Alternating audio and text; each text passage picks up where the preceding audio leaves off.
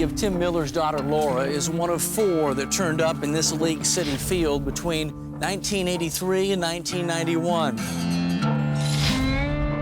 Why don't we want to solve this? This is a big deal here. It was kind of a Wild West. There was a lot of good old boys type stuff going on. I invented drive-by shootings in Dickinson, Texas. Yes, I fought Clyde Hedrick. Wrong place, wrong time, you know, run into the devil sometimes. Now we really have a reason for this to be called the damn killing fields.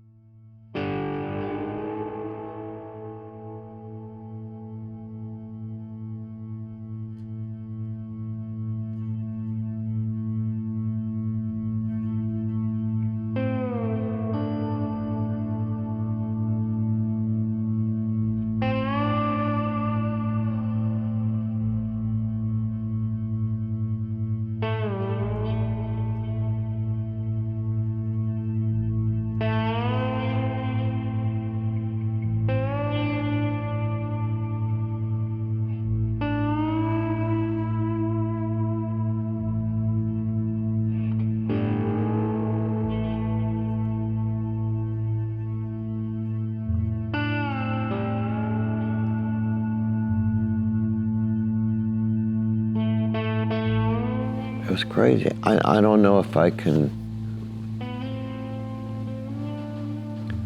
really can't even put my finger on all the emotions that I was going through.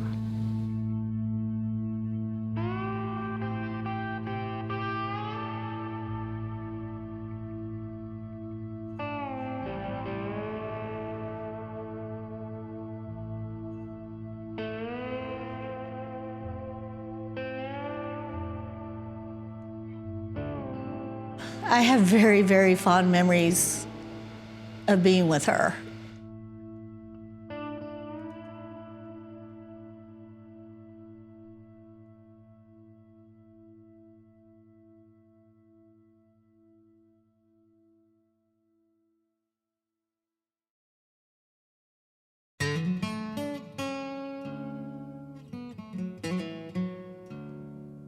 My grandfather was the last person to see her.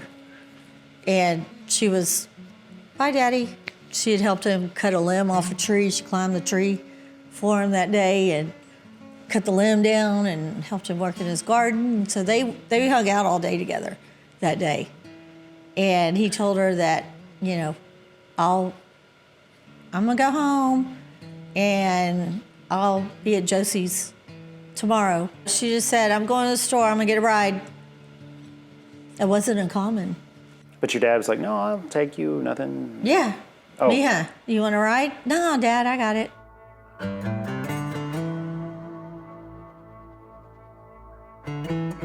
She was spotted using that phone at the convenience store, according to the clerk. I mean, but all the details were fuzzy back then.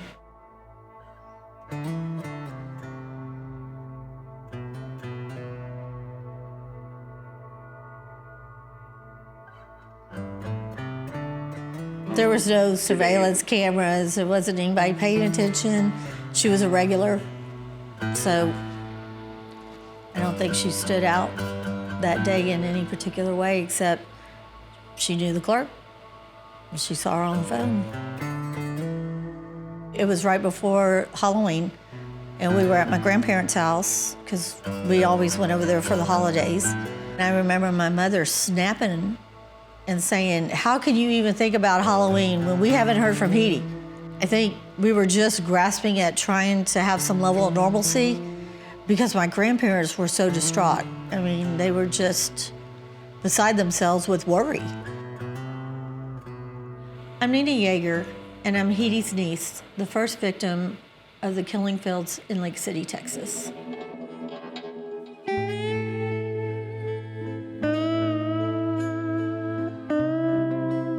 She said, if anything ever happens to me, go to the League City Police because I have friends there. And unfortunately, that didn't seem to be the truth. They think that maybe she just ran off with somebody. Well, that's what they wanted to tell us. She didn't want to be found. She's an adult. She just went missing on her own. And she didn't want us looking for her. Don't put out flyers. Don't go to the media. That was a big one. Why? You know, Robert, if I had the answer to that, it would be amazing.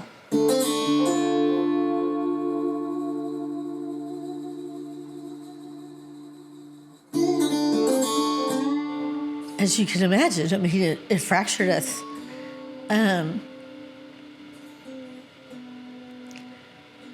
It was something missing after that. Not just her physically, but just the light in my grandparents' eyes. It's like it got snuffed out when they found her remains. There was no hope of her coming back. And she had a beautiful 5-year-old daughter that they had to soldier up and, you know, take care of. But nothing was ever the same. Holidays, Christmas, Easter, around when she was found, her birthday was April 30th.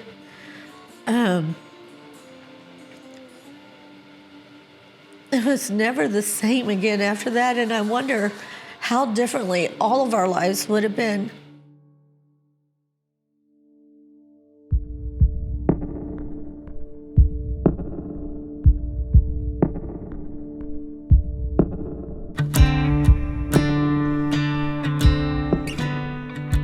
September 10th, 1984, and I'll never ever forget that day.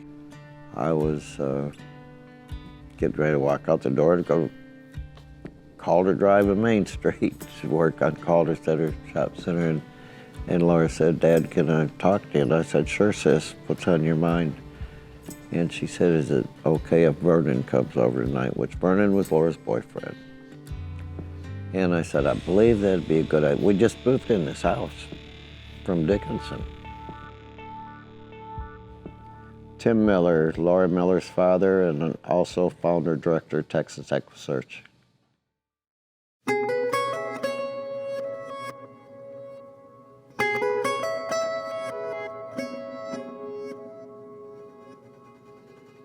And of course, the day you move in, your phone wasn't hooked up. It normally took 3 or 4 days way back then.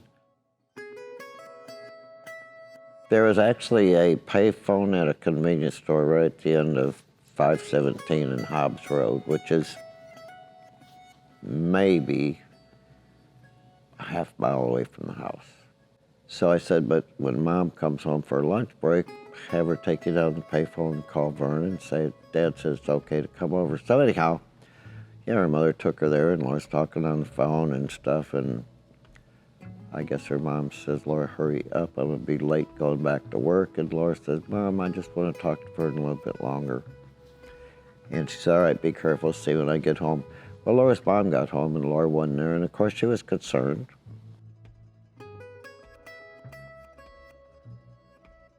We thought there for a moment that maybe Vernon got there a little bit early and the kids were out walking, because they would walk and walk and walk. Oh my God, the kids walked a lot. Then we got a knock on the door and it was Vern. And we said, where's Laura? And he said, well, I don't know. She said I could come over. We panicked at that moment, but again, not to the point that I think Laura was murdered. Laura had a seizure problem. She had to be on her medication twice a day, and we said, oh my God, she was walking back from the store. She had a seizure. Somebody took her to the hospital. So we went to Clear Lake Hospital, we went to St. John's Hospital, and no Laura. The next morning, we reported her missing in the League City Police Department. And you know what? I'm not out to slander police departments, but I'm just going to tell the truth. And when I reported her missing, I'll never forget this. Detective literally rolled his eyes at me. And he said, well, you know, y'all just moved from Dickinson to League City. Laura just turned 16. You know, that's a age when they run away. And I said, well, even if that's the case, Laura's in trouble because she has to have her medication twice a day or she'll go into seizures. 2 days later, our phone got hooked up. We went back to League City Police Department, and I said, listen, nobody's seen Laura. Here's our phone number. I said, now I'm really, really concerned. I said, because 5, 6 months ago, the body was found somewhere off of Calder Drive. I said, this is a small town, this stuff doesn't happen. I said, would you please tell me where the property's at or please search it? Same detective. And he says, yeah, that girl Heidi, she worked at a bar. Somebody took her out after the bar closed to have sex. She did give up sex. They murdered her, threw her out. Isolated incident. I'll never forget the words, isolated incident. And they said, don't talk to Heidi's parents because they're trying to get over Heidi's death. Go home, wait by your phone, Laura's going to be calling. So I went to the police department the next week, went to the next week, went to the next week. The job went to hell. And, you know, life just started turning into shambles.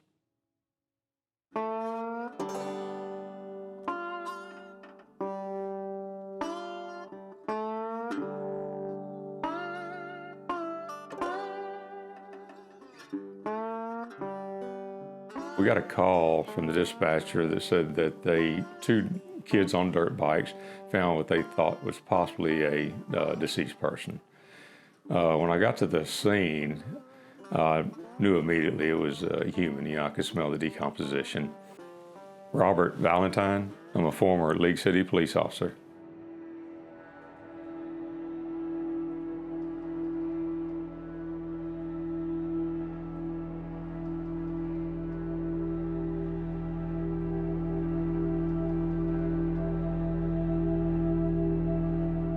I could tell it was a female, long, dark hair, auburn hair, and I didn't want to get that close, and I just wanted to, again, back off, but I knew what it was, and it was kind of eerie because I'm looking around and I'm wondering what else is out here. I notified the dispatcher and asked for Tom, the other officer, to come by the scene, and when he did, we started securing the location, and there was a point where we just kind of scattered, moved out a wider area.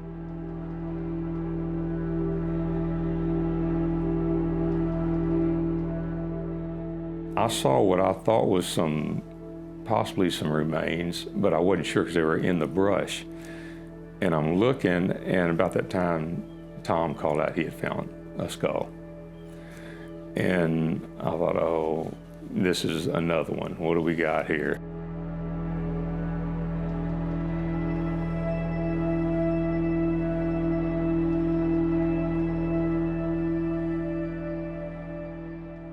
I think both of us were somewhat taken back, like we weren't expecting this. We were just looking for evidence from the original victim.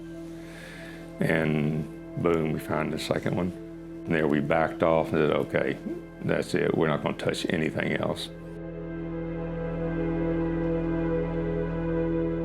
Who would have done this? Who came out here? It had to be someone who knew the area or someone who frequented that area, possibly.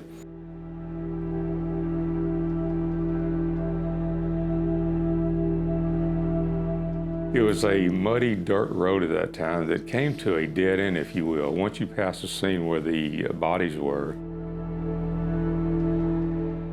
part of the oil fields that were still out there. A lot of people would dump trash. Unless you would have gone out there quite often or maybe knew that area, you wouldn't know where it was going. So the thoughts were, we got to secure the scene. We have to make sure that nothing else is disturbed and go forward. We knew at that time, Tom and I were talking, we knew at that time that there had also been another homicide out there previously, and that was Heidi Fye. And I remember looking at the scene and where the three bodies were, it was almost like a direct line, if you will. And I thought that was a little odd. So at that point, we contacted CID.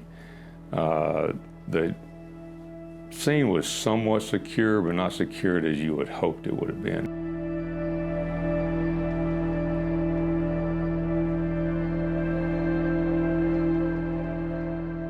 That was somewhat disappointing because here we have 2 bodies now, and they were going to do it the next day. And we had no authority to start doing anything, and we definitely weren't going to touch the scene.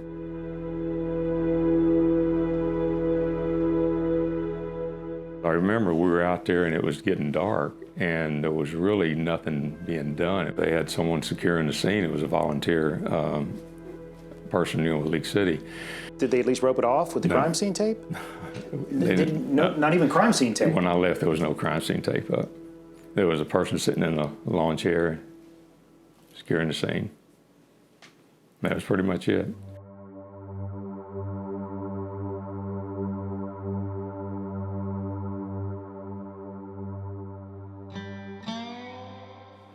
Reading the Houston Post back then, and on the second page it said remains of 2 females found in field in League City. We kept reading the article and it said same field Heidi 5 was found in. So we actually took that newspaper to League City Police to say, is there any chance one of these girls could be our daughter? And they did not even have a missing person report on Laura. They just knew she ran away. So then they asked us for some of Laura's clothes, winter clothes, so they could do hair samples. And then they asked us who her dentist was, and we got dental x-rays. And then 3 days later, they called us. We went in there and they said, yes, one of them girls is your daughter, Laura. And I thought at that time that if they would have listened to me, if they would have came out here and searched, they would have found Laura's body. She would have been dead, but there may have been some damn evidence.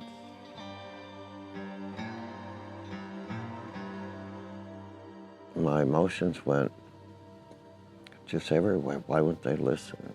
You know what, I would go out there where Laura's body was found, and I would search this damn property. I wanted to find her little cross around her neck. I wanted to find her clothes. You know, I felt it's obvious there's got to be more bodies out here. I just got obsessed with this damn place.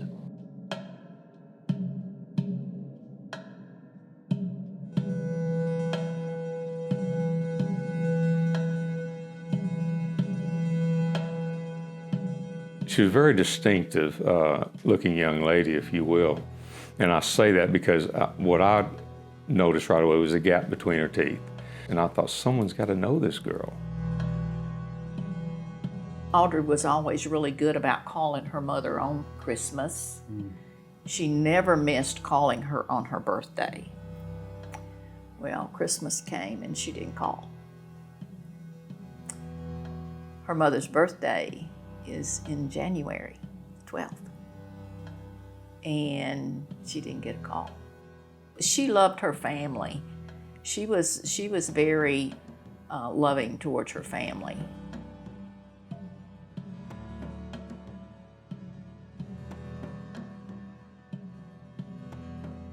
It was just like she had died that moment. Even though she'd been dead that long and I'd been looking for her all that time. I'm Shirley Love. I am Audrey Cook's sister-in-law.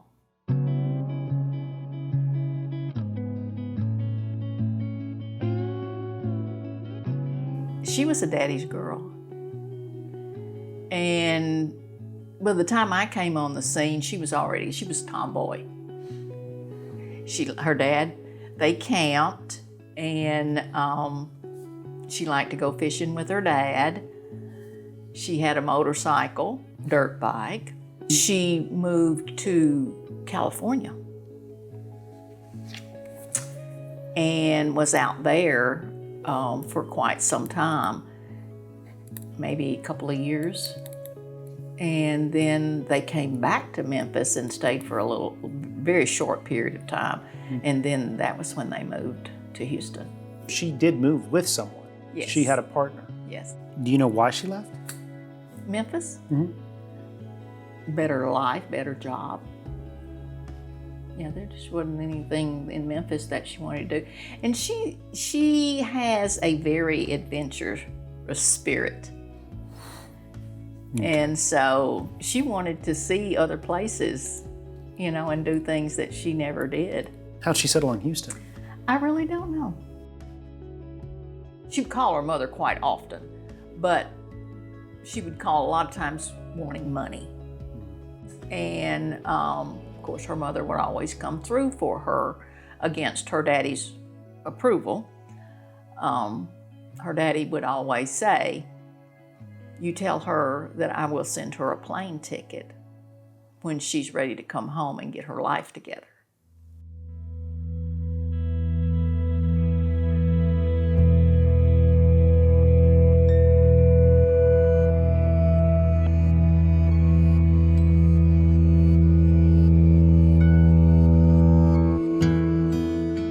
So the last communication that she had with her mother was to call for money.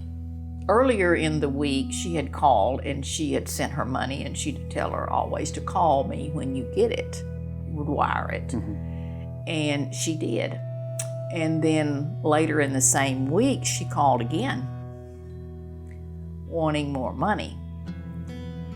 And her mother sent her money again. And she says, "Now you call me when you get it." And she didn't call.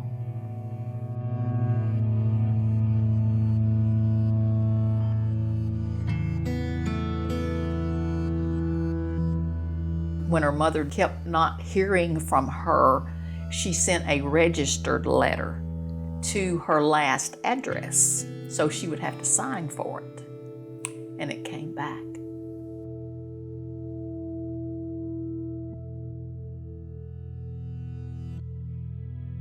In 1984 is when he was diagnosed with leukemia. So, and she knew that he was sick, and she was in Houston. And in some of the letters, she would ask her mom, you know, "Well, how's Philip doing?" When he died in 87, you know, it was like, where is she? I mean, you know, we still can't find her to notify her that her brother has died. About a year after that, it was like something is really, it really got under my skin. That, and her mother, I mean, I loved her mother. She loved me like I was theirs. And I could see what it was doing to her. I mean, you know, she'd lost her son. She had no idea where her daughter was. How was the dad? He stayed busy. But that was a way of coping. Yes. They couldn't talk about it much between them. She kept pushing him, you know, to go down there, look for her, you know, try to find her. He says, if she wants to come home, she will. You know, still not giving a clue that there would be anything that bad. Probably by 89, I had about decided that she had assumed somebody else's identity. She was a Jane Doe somewhere, or she had left the country. Because I had looked high and low for what I could do, the means that I had. I never gave up. I never gave up.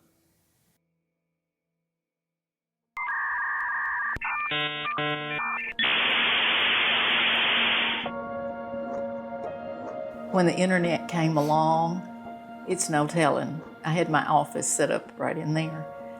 And sometimes at 1:30 and 2 o'clock in the morning, I would be in there on dial-up, searching, looking. I still had hope of finding where she was and contacting her, and whatever the problem was, to fix it and bring her home. And let her know, that everybody loved her. When I moved her mother out of Memphis to a nursing home close to me so that I could take care of her, we had to clean out the house. And one of the little cedar jewelry box things about that big, I opened it, and there was all of Audrey's letters.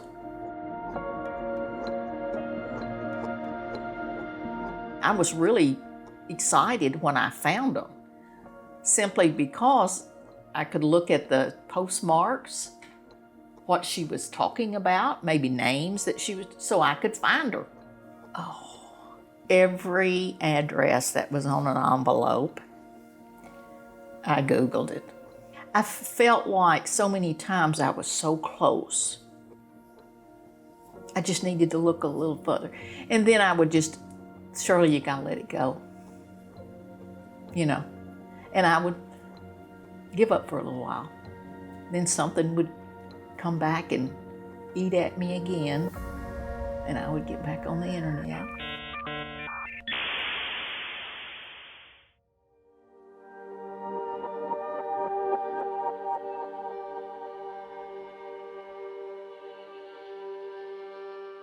The detective, I gave her partner's name. I had all the research and stuff that I had done, like where her mail was forwarded. She found Audrey and her partner, she said they had broken up because of the lifestyle that Audrey had chosen to be in with the drugs and stuff that, she had left. So Audrey wasn't with her anymore.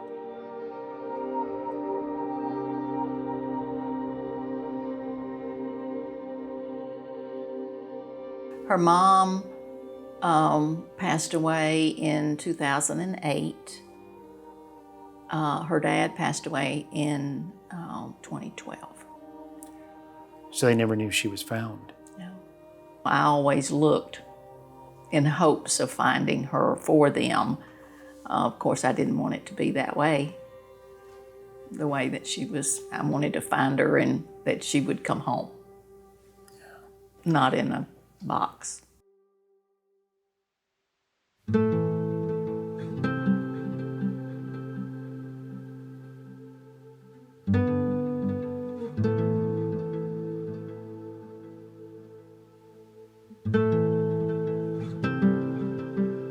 I would say that she liked to have fun, that's for sure. We did a lot of board games like backgammon, canasta, that kind of thing. The other thing she loved to do was fish and crab. And I've said that time and time again because it was just a really, really peaceful pastime for her. Whether that would be on the Sabine River on the bank or on Pleasure Island or on the seawall, you could find her there.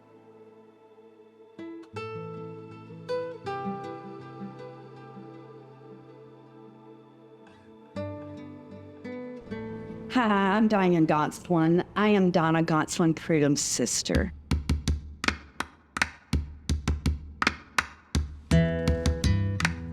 She loved Janis Joplin, and that was her time. We came up where ZZ Top and Janis Joplin were coming up. The other thing that was the most important would be her children. And that's kind of hard to say. How many children did Donna have? She had 2, Chad and Brad. They were 12 and 16. When she disappeared? When she disappeared. I stayed at Donna's a lot. I babysat my other siblings' kids, but all through high school and all of that, I'd spent a lot of time with her. When had you last seen Donna? Well, you know, this was a different time. Of course. There wasn't technology. There were letters written and things like that. Or, you know, the collect call once in a while, that kind of thing. Her entire life, she's been in the Golden Triangle. It wasn't until she moved to Austin, and I want to say it was in 86 time. 87 is when she mailed my mother a picture of her and the boys from Thanksgiving, and they were all very happy. That's what we thought. We thought she was doing well, you know, and she was doing well. But unfortunately, she relapsed. And that's when she brought the boys to Louisiana to their paternal grandparents. So that's where they lived, in Ville Platte, Louisiana. My mother died September of '88, and Donna did not make it in for the funeral. So '89, she went to see the boys, and then she came to see me. A couple of weeks later, I had worked for a dentist for 8 years, and she knew my number to work. And she called me for her birth certificate because she was going to go on vacation to Mexico. Why do you put it in quotes? Vacation, because we never saw her again. Like, I didn't know if she died in Mexico. All those years, we had nightmares that we don't know. We didn't know where she was, right? So that was the last contact with her, was mailing her birth certificate to Bay Area Boulevard, Clear Lake, Texas. And I remember that like it was yesterday. I know when she was moved to Clear Lake, she was moving with friends. I don't know. But she was moving with friends to start a new life.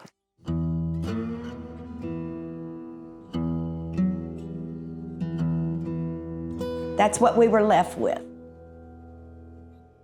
There were decades and days and months and nights of nightmares.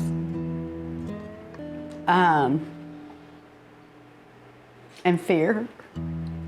My biggest regrets is that my children had to watch me grieve this so much.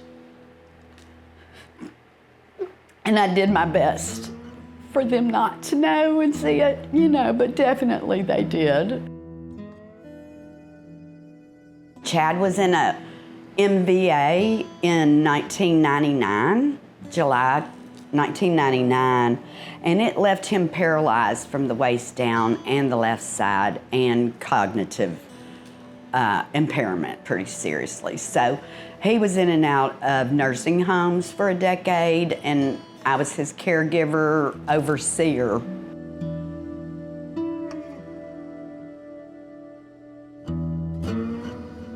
All Chad ever asked for was to find his mama. Even when I say it, I can see him. So whenever we would get there and walk in, he would always say, "Hey, Diane, you find my mama yet?" You know, because Cajun talk really fast, you know, and say, "No, baby, I haven't." So that was really sad to watch, you know, a grown man needing his mother.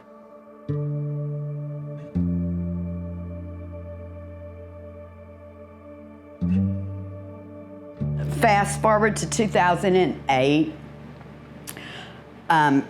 he had to have his legs amputated, and his last wish was to find his mother.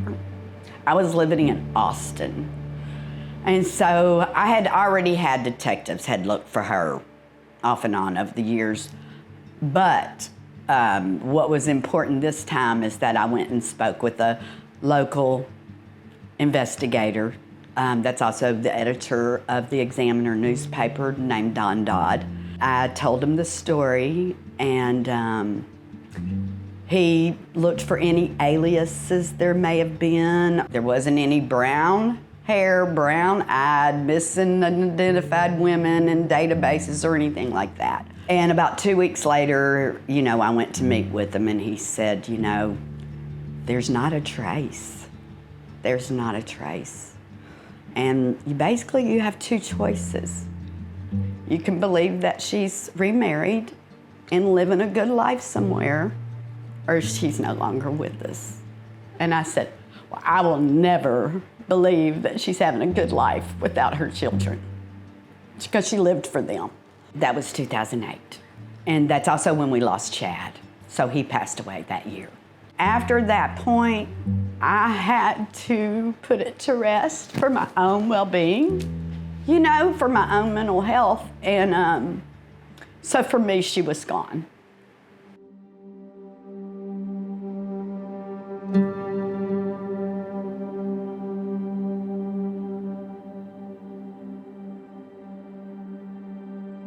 One of the girls came and said, "Miss Diane, your phone's going off," because it was in the office charging. And when I went to go get it, it was my cousin. There was 3 missed calls, I think, and call ASAP. So when I did, I thought maybe something happened to my uncle or my aunt, you know.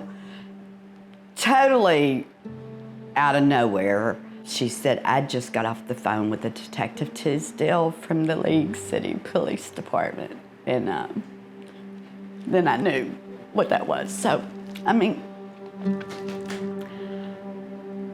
my legs fell out, you know. All those years of searching and all of that, that she was around the corner, basically. She wasn't with us, but she was just that close.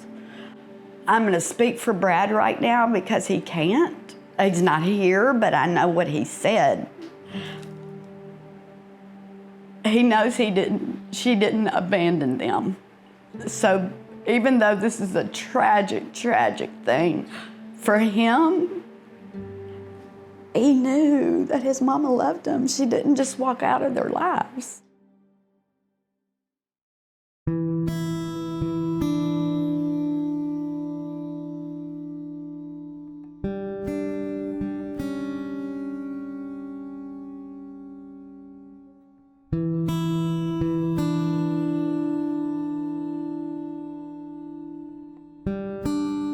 Forensic genealogy is a fairly new tool in the law enforcement field. It's where you use DNA, but not in the traditional sense.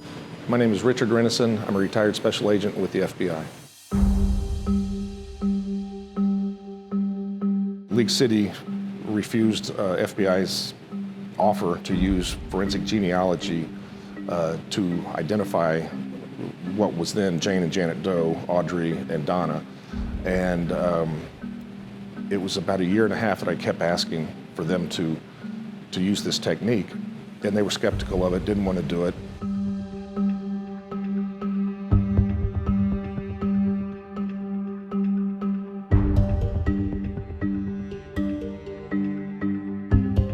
I think that they wanted to be the ones to find their identity without having to use outside help, so they could say, "Hey, we solved this." I think there was some of that, because when the other DNA company hit the brick wall, that's when they said, "Okay, we'll let you do it."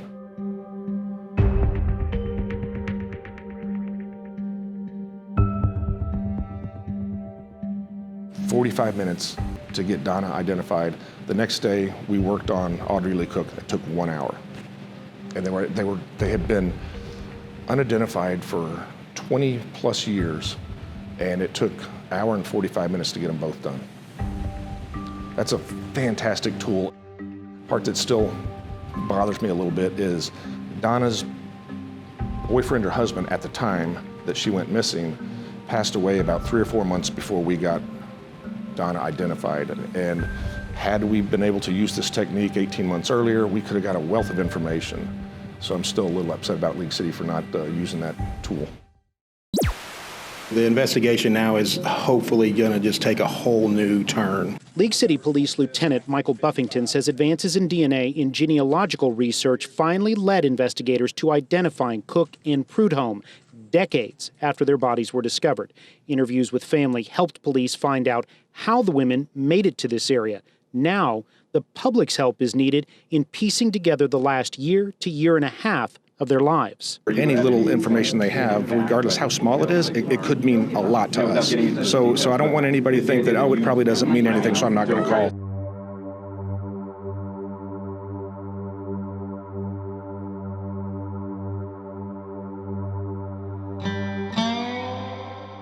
You know, knowing who Jane and Janet Doe were, that gives us two entirely subsets of people to go interview to find out commonalities between all the victims, and we just haven't hit that pot of gold yet that's going to be the aha moment for the case.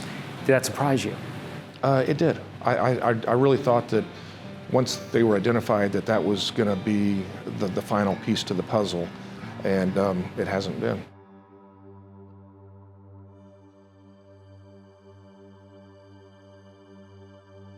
When Donna's body was found, which of course was Janet Doe at that time, it was like, now we really have a reason for this to be called the damned killing fields.